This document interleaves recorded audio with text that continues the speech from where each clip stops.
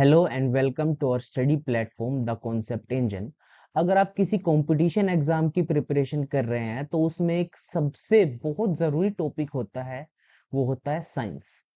आप कोई भी एग्जाम उठाकर देख लीजिए, एचएसएससी, सीजीएल, सीएचएसएल, सीपीओ या फिर रेलवे, या फिर हम हरियाणा के एग्जाम्स की तरफ आए तो एसएससी, सीईटी जो होता है उसमें ग्रुप सी, ग्रुप डी, सब में ही साइंस जो है बहुत ही वैल्यूएबल टॉपिक है।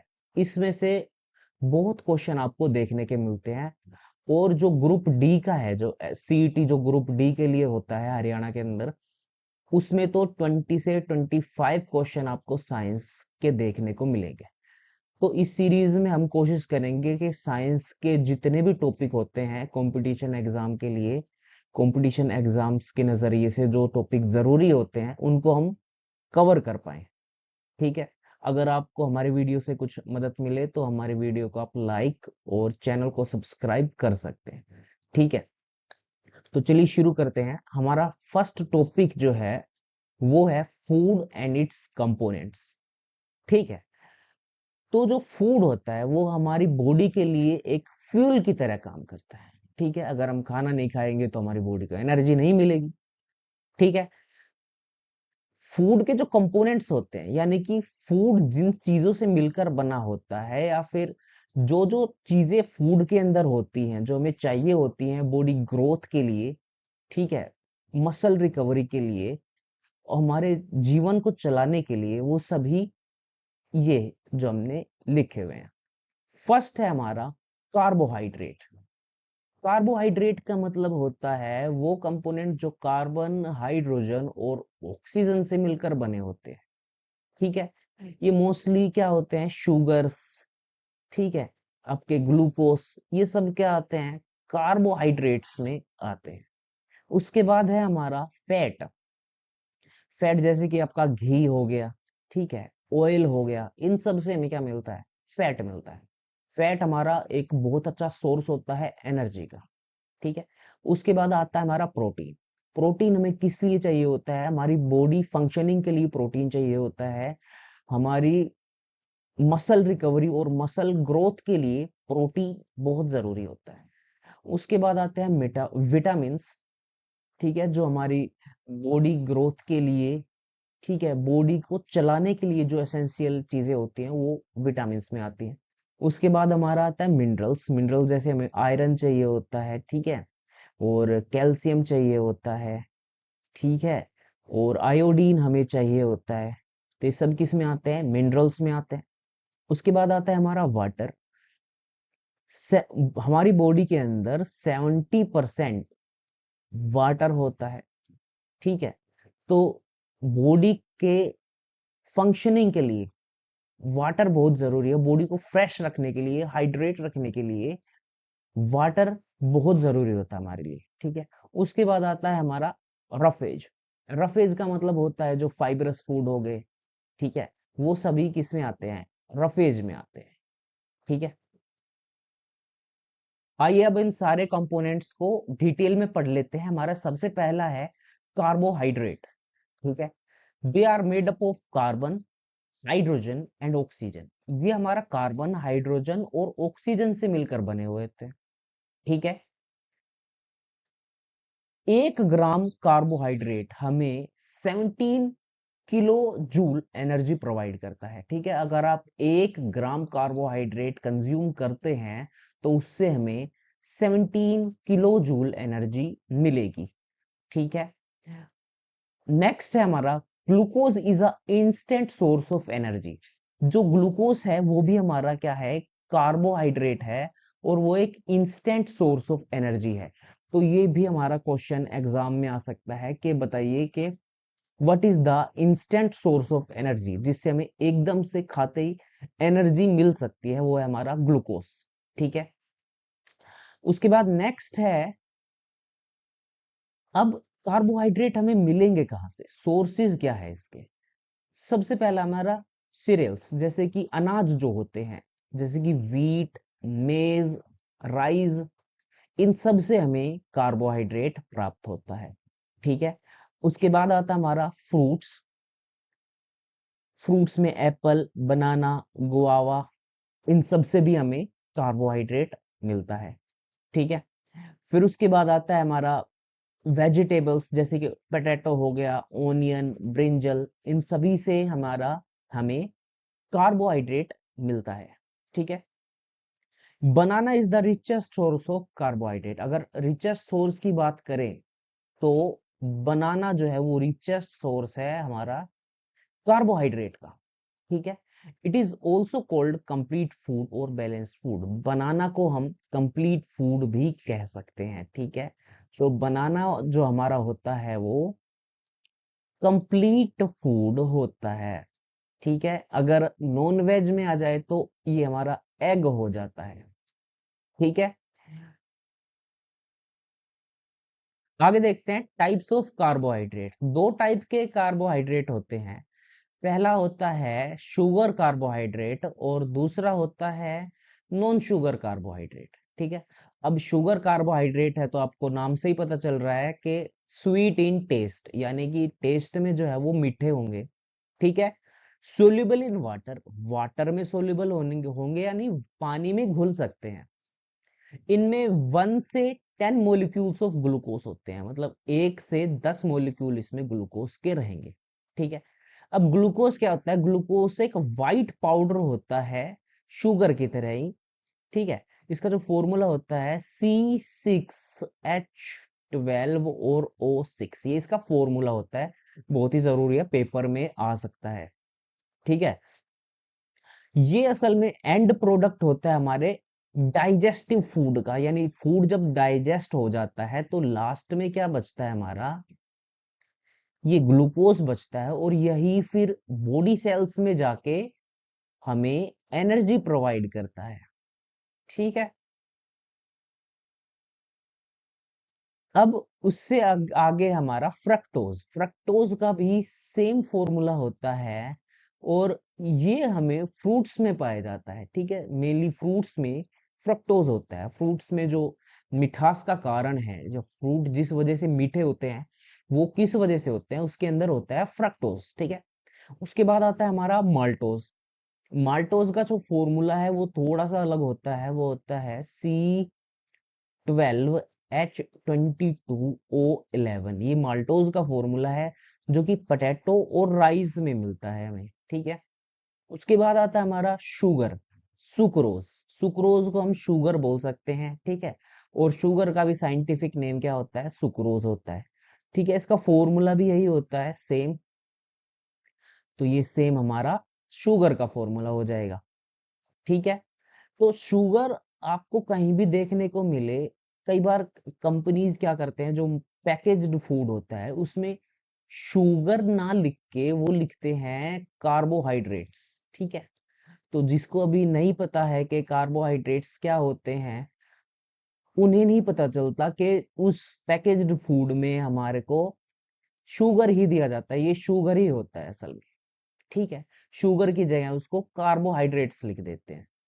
ठीक है। तो हमें पता नहीं चलता, या फिर जिसको नहीं पता है उसको पता नहीं चलता कि इसके अंदर कितनी शुगर है। ठीक है।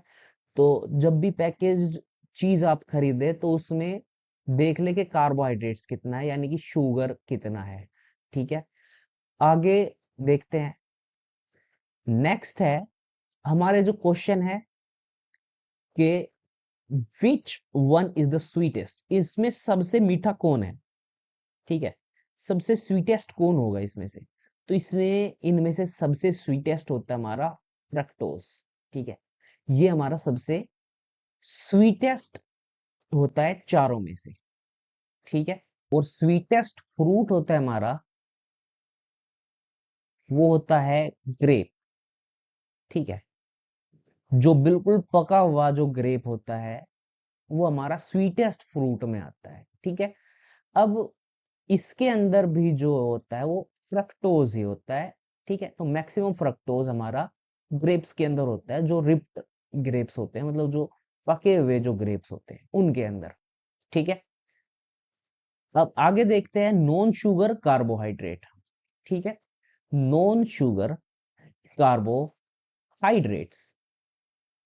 अब नाम से ही पता चल रहा है ये कि टेस्ट में स्वीट नहीं होंगे, ठीक है। Not sweet in taste, taste में स्वीट नहीं होते। इनसोल्यूबल इन वाटर, वाटर में भी सोल्यूबल नहीं होते। Contains 111 to 1000 molecules of glucose, इसके अंदर जो ग्लूकोज के जो मॉलिक्यूल पाए जाएंगे वो 11 से लेकर 1000 मॉलिक्यूल तक इसमें हो सकते हैं। और इसी वजह से इनको हम बोलते हैं पॉलीसैकेराइड्स, ठीक है। पोली का मतलब बहुत ज्यादा यानी मैनी, ठीक है। तो इनको हम पॉलीसैकेराइड्स भी कह सकते हैं।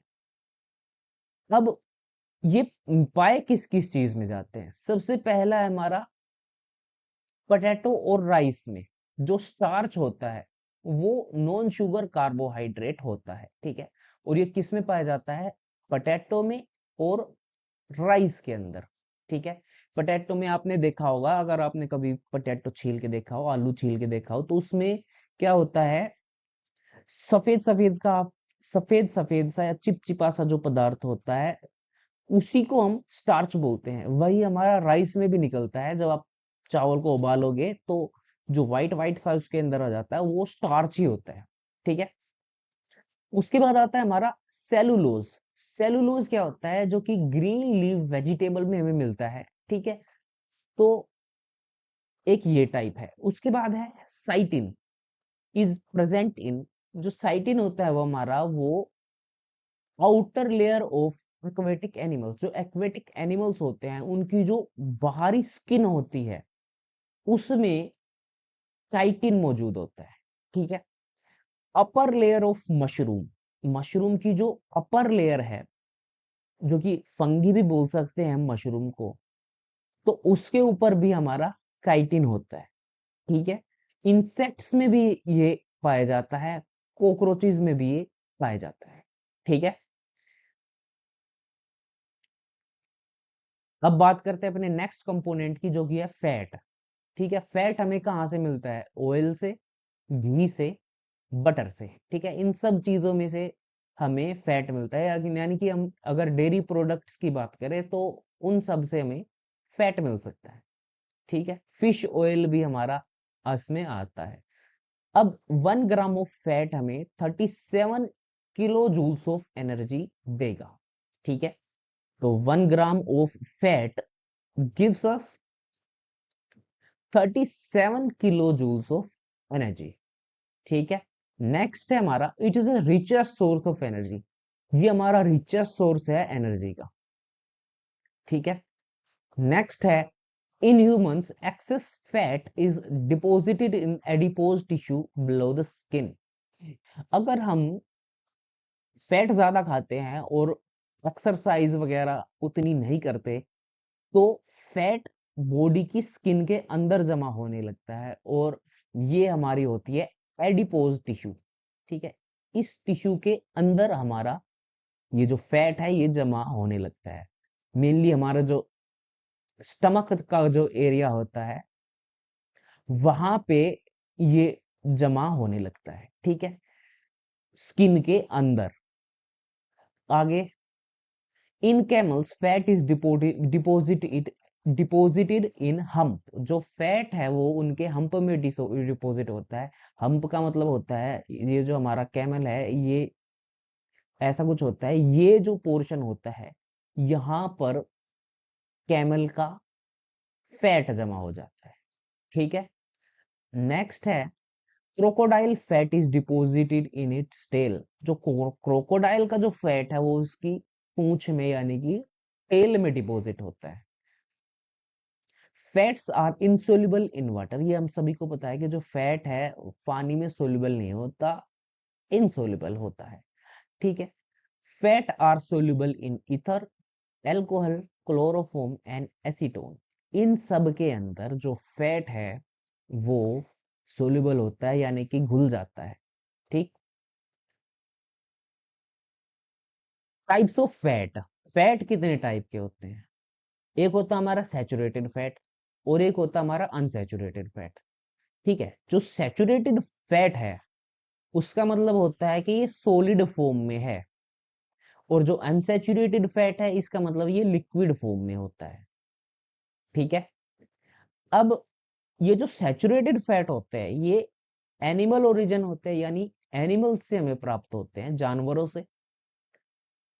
फॉर एग्जाम्पल घी, बटर, ये सब क्या है, सैचुरेटेड फैट है। इसमें एक एक्सेप्शन है, वो है फिश ऑयल। फिश का जो ऑयल है वो हमें लिक्विड फॉर्म में मिलेगा। ठीक है, उससे बाद है, उससे आगे है अनसैचुरेटेड। प्लांट से हमें जो फैट्स प्राप्त होते हैं वो लिक्विड फॉर्म में होते हैं हमारे। ठीक, जितने भी वेजिटेबल ऑयल हैं सारे क्या है, अनसैचुरेटेड है, यानी लिक्विड फॉर्म में। इसमें एक एक्सेप्शन है जो कि है कोकोनट ऑयल। ये हमें सॉलिड फॉर्म में मिलता है, यानी ये सॉलिड हो जाता है, जम जाता है। ठीक है, आगे देखते हैं हाइड्रोजनेशन। हाइड्रोजनेशन क्या होता है, जब हम अनसैचुरेटेड फैट को अनसैचुरेटेड फैट को हम सैचुरेटेड में कन्वर्ट करते हैं तो उस प्रोसेस को हाइड्रोजनेशन बोला जाता है। ठीक है, किया क्या जाता है इसमें, इस वेजिटेबल ऑयल को गर्म करके उसमें हाइड्रोजन पास करवा दी जाती है और जिससे हमें ये सैचुरेटेड फैट मिल जाता है, सॉलिड फॉर्म में मिल जाता है हमें। ठीक है, और किसकी प्रेजेंस में होता है, निकल की प्रेजेंस में। ठीक है, हाइड्रोजन गैस इसमें से पास करवाई जाती है और ये किसकी प्रेजेंस में होता है, निकल की प्रेजेंस में। और कितने डिग्री सेल्सियस पर होता है, 300 डिग्री सेल्सियस पर।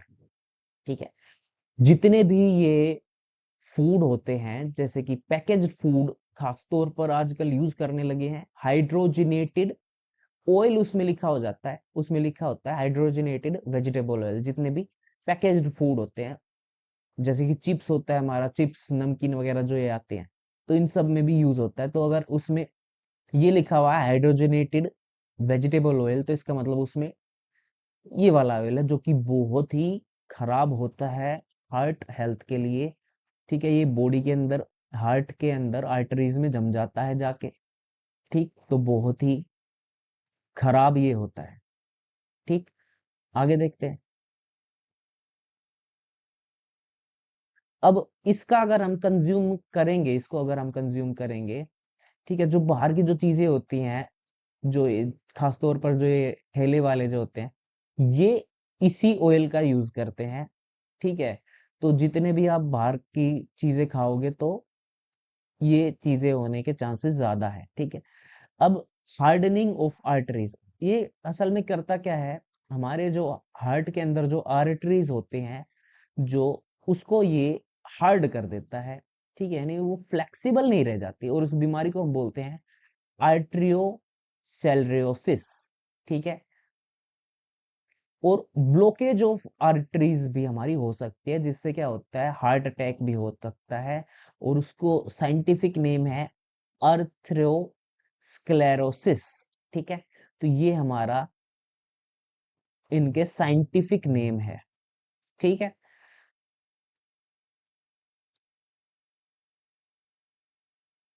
नेक्स्ट कंपोनेंट हमारा प्रोटीन। 1 ग्राम ऑफ प्रोटीन से हमें मिलता है 4.1 कैलोरीज। ठीक है, इसको डिस्कवर किया था हमारा जे बर्जेलियस ने। ये क्वेश्चन भी आ सकता है पेपर में।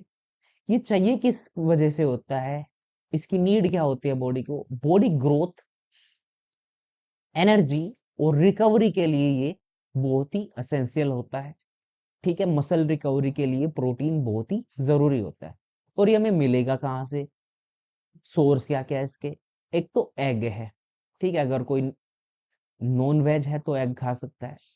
ऑलमंड्स है, बादाम, मीट है, चीज है, मिल्क, फिश, प्रोटीन पाउडर, इन सभी से हमें प्रोटीन प्राप्त होता है।